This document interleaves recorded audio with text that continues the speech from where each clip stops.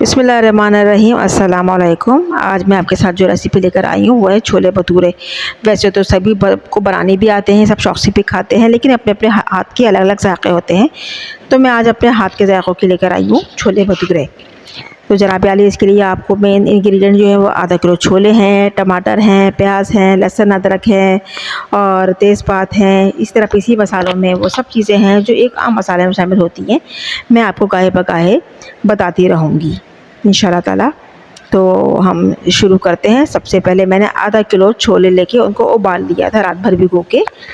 और ये देखिए मेरे छोले, और ये इनका पानी है, इनको ज़ाया नहीं करना है।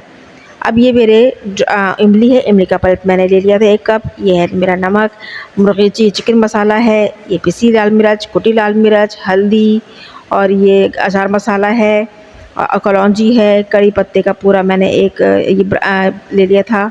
और ये मेरी 2 प्याज हैं, 1 टमाटर है और थोड़ा सा लहसुन अदरक है।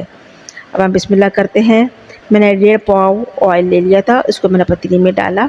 अब इसके बाद मैं कड़ी पत्ते को सबसे पहले डालूंगी ऑयल में, ताकि अच्छी तरह कड़कड़ा जाए और ऑयल का कच्चापन दूर हो जाए और इसकी महक ऑयल में बैठ जाए।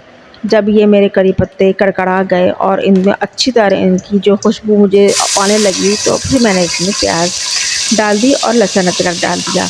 अब आप लहसुन अदरक और प्याज को अच्छी तरह फ्राई करेंगे कि इनका जो कलर वाइट है, वाइट से लाइट पिंक और ब्राउन की मीडियम शेप में आ जाए, क्योंकि हमें इनका कच्चापन निकालना है। अब इनको आप अच्छी तरह ऑयल में भूनिए यहाँ तक कि इनका जो कलर है वो ब्राउनिश और पिंकिश शेप में आ जाए। ये देखिए मेरे जो है प्याज बनना शुरू हो चुकी है, लाइट ब्राउन शेप में मेरी प्याज आ चुकी है। अब इसके अंदर अब मैं जो ये साबित गरम मसाले हैं, जिसमें दालचीनी थी 2, लौंग थी 2 बड़ी इलायची थी, ज़ीरा था, तेज़पात था, मैंने इनको डाल दिया था। अब इनको आप फ्राई करेंगे, हर चीज़ स्टेप बाय स्टेप डालेगी, जो खुशबू जिस तरीके से इन्हेंस होती है उस लिहाज से। अब ये लीजिए मेरा 1 अदद टमाटर जो मैंने चॉप कर लिया था, इसको डाल लिया। अब इसको हम अच्छी तरह भूनेंगे ताकि इनकी भी स्मेल और इनकी भी सारी ये अच्छी तरीके से मसाले में बैठ जाए। इनको अच्छी तरह भूनना है जब तक ऑयल ऊपर ना आ जाए। अब बारी आती है ये ड्राई मसालों की। ड्राई मसाले मैंने आपको पहले से बता दिए हैं। हाँ, इसमें अजीनोमोटो ज़रूर शामिल कीजिएगा, क्योंकि बाज़ार में जो बनते हैं उनकी ये सीक्रेट इंग्रेडिएंट होता है कि वो इसमें चिकन क्यूब होती है या अजीनोमोटो वो ज़रूर डालते हैं ताकि इसका मसाला एकदम चेंज हो जाए। तो ये एक सीक्रेट रेसिपी इंग्रेडिएंट है और ट्रिक है जो मैं आपको बता रही हूँ। या तो अगर आपके पास चिकन क्यूब हो वो डाल लीजिए, नहीं हो तो आप अजीनोमोटो का आधा चम्मच डाल लीजिए। आप खुद देखेंगे कि आपको कितना चेंज इसका जायका लगा है। अब ये मेरा 1 कप इमली का पल्प है, मैंने इसके बीज निकाल लिए थे, ये भी डाल लिया। अब मैं सब मसालों को खूब अच्छी तरह फ्राई कर देना है, भून लेना है, ताकि इनमें से कच्चेपन की स्मेल बिल्कुल ही ख़त्म हो जाए। ये लीजिए मैंने 3 हरी मिर्ची भी डाल ली धो के, क्योंकि हरी मिर्चों का तो अलग ही खुशबू है जो कि दोबारा कर देती है खाने का मज़ा।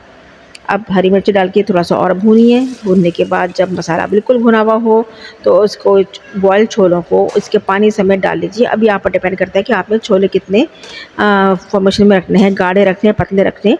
आप मेरा ये शेप देख रही है, मुझे इतने ही छोले चाहिए थे। अब मैंने एक डंडा लेके जो हवा दिस्ते का होता है उसको मैंने छोलों को कूट लिया।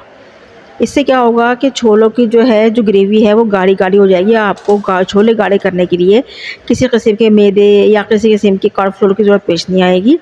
ये अपने छोले बहुत गाढ़े हो जाएंगे। अब मैंने 20 मिनट के लिए बिल्कुल मीडियम आंच पर दम पर रख दिया। अब ये देखिए मेरे छोले किस कदर एक की जो ग्रेवी है एक लिक्विड ही आ रही है, एक ग्रेसी सी ग्रेवी आ रही है। वो मैंने छोले जो हल्के से फूटे थे इस तरह आ गए, छोले साबित भी रहे और उनकी छोले की ग्रेवी बन गई। अब बारी आती है मेरी पूरियों की। मेरे पास मैदा नहीं था तो मैंने आटे की ही, गंदम की ही पूरियाँ बनाई हैं। उनसे भी अच्छी बन सकती है, थोड़ी सी ट्रिक्स एंड टिप्स आनी चाहिए।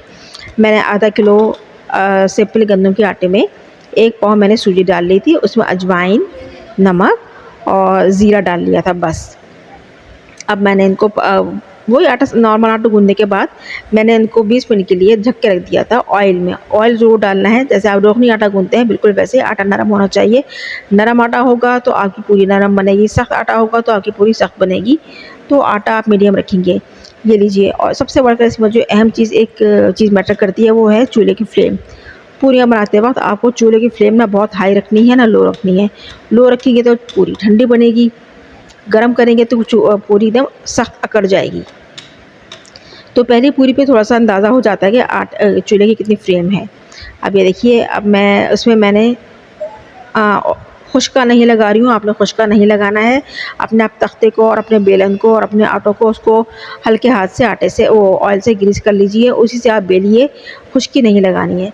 अब ये देखिए, मेरी ये पहली पूरी थी तो ज़रा मुझे अंदाज़ा नहीं हुआ था कि इसका फ्लेम कितना मुझे रखना है। तो बहरहाल फिर भी ये गनीमत बनी थी और मैं जल्दी-जल्दी निकाल रही थी क्योंकि मुझे पूरियाँ नरम रखनी थी। अगर आपको खस्ता और कड़क पूरियाँ चाहिए तो वो आप थोड़ा-सा उसको और फ्राई कर सकते हैं। मेरे हाथ में जो ये आप देख रहे होंगे कि आप कहेंगे कि खुद तो बोल रही हैं कि ग्रीस लगाओ, लेकिन मेरे हाथ में जो आटा था सिर्फ़ वही लगा हुआ था, वरना मेरे इस पे तख्ते पे कोई आटा, कोई खुश्की नहीं थी। देखिए, मुझे थोड़ा बेलने में मुश्किल पेश आ रही है, आटा चिपक रहा था, लेकिन मैं उसी से कर रही थी। अब ये देखिए, मेरा जो है फ्लेम बिल्कुल सेट हो गया था और अब मेरी पूरियाँ अपनी रवाने में आ चुकी हैं और अब वो फ्राई होना शुरू हो चुकी हैं।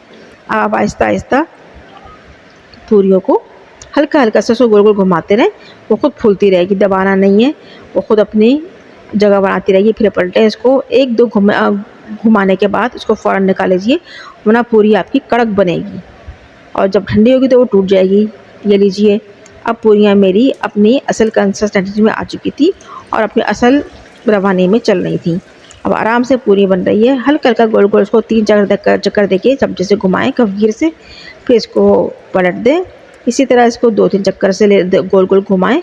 ये आपकी पूरी फूल के तैयार। दबाना नहीं है वरना पूरी फूलेगी नहीं, ये अपने आप फूलेगी, अपनी खुद जगह बनाती है। ये देखिए, मैदे की और गंदम की पूरी में आपको कोई फ़र्क नहीं दिख रहा होगा और ये है मेरे छोले भटूरे की फ़ाइनल लुक। ये देखिए, मेरी पूरियाँ रेडी हैं और जो इसके ऊपर हरी मिर्चें हैं वो मैंने सिरके में फ्राई करके ऊपर से डाली थी। इंशाल्लाह फिर कभी आपको उसकी रेसिपी बताऊँगी सिरके वाली हरी मिर्ची की। मैं आपको तोड़ के दिखा रही हूँ कि देखिए कितनी नरम बनी है ये गंदम की पूरी, आराम से टूट गई कि अगर आप 1 साल के बच्चे को भी हाथ में देंगे तो वो आराम से उसको चबा-चबा के खा लेगा। ये आपका सिंपल सा, बहुत ईज़ी सा, मेरे ईज़ी मसालों के साथ, कोई इसमें रेडीमेड मसाले नहीं हैं, छोले भटूरे तैयार। इंशाल्लाह आप यकीनन आपको पसंद आएँगे। मेरी हौसला अफ़ज़ाई के लिए मुझे लाइक कीजिए। शुक्रिया।